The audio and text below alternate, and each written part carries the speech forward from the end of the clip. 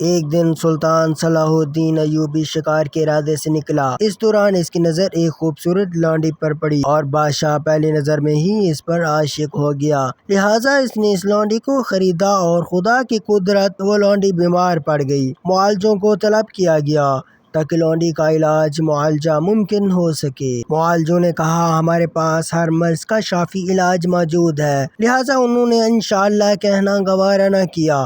اللہ تعالیٰ کو ان کا یہ رویہ پسند نہ آیا اور اللہ تعالیٰ نے ان کے علاج کو اپنی شفا سے محروم رکھا اور ان کے علاج معالجے سے کچھ وصول نہ ہوا۔ بادشاہ کی حالت خیر ہونے لگی اور ادھر لونڈی بھی بیماری کی وجہ سے لاغر ہونے لگی۔ معالج علاج سے معذور ہو چکے تھے۔ یہ جان کر بادشاہ نے مسجد کا رخ کیا اور خدا کے حضور سجدہ ریز ہو گیا اور اللہ کی تعریف و توصیف سر انجام دینے لگا اور رو رو کر اللہ سے فریاد کرنے لگا۔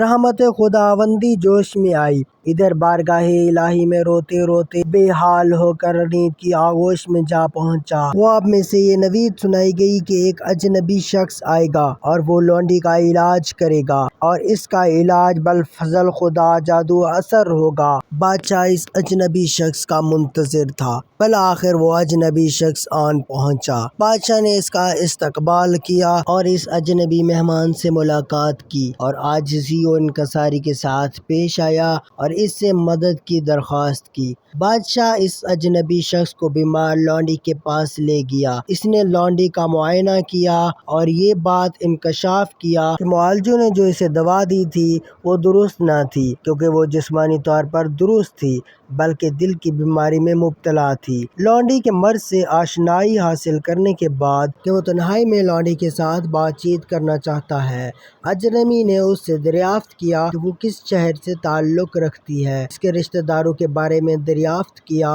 اور اس سے مختلف سوالات کرتا رہا۔ در حقیقت وہ یہ جاننا چاہتا تھا کہ لونڈی کس کے سامنے اپنے دل ہار چکی تھی۔ لونڈی کے ساتھ اجنبی کی بات چیت کے دوران اچانک کسی موڑ پر شہر سمرقند کا ذکر آیا۔ اس شہر کا نام سن کر لونڈی نے ایک ٹھنڈی سانس لی اور اپنی دکھ بھری داستان سناتے ہوئے کہا کہ اس شہر میں ایک تاجر نے مجھے ایک امیر کبیر سونار کی ہاتھ فروخت کیا، جس نے مجھے 6 ماہ اپنے پاس رکھنے کے بعد دوبارہ فروخت کر دیا۔ اس تذکرے پر لونڈی کے چہرے پر زردی چھا گئی۔ اجنبی نے لونڈی سے اس سونار کا نام اور پتہ دریافت کیا اور اسے تسلی دی کہ فکر نہ کر، مرض میں سمجھ چکا ہوں، اب تیرا مرض انشاءاللہ رفع ہو جائے گا۔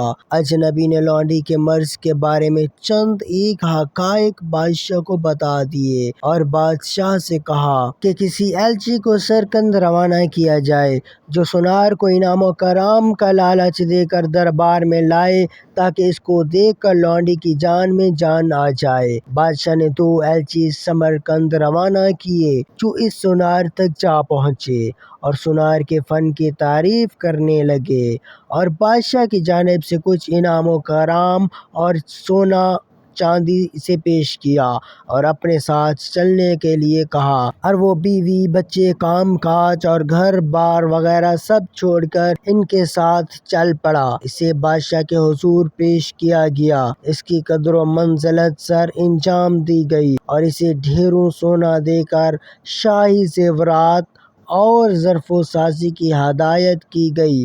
اجنبی نے بادشاہ کو مشورہ کیا کہ لونڈی اس سونار کے حوالے کر دی جائے، لہٰذا بادشاہ نے لونڈی سونار کے نکاح میں دے دی۔ اس دوران اجنبی نے سونار کے لیے ایک ایسا شربت تیار کیا جس کے 6 ماہ کے استعمال کے بعد اس کا جسم نہ صرف کمزور بلکہ بدصورت بھی ہو گیا اور رنگ زرد بھی۔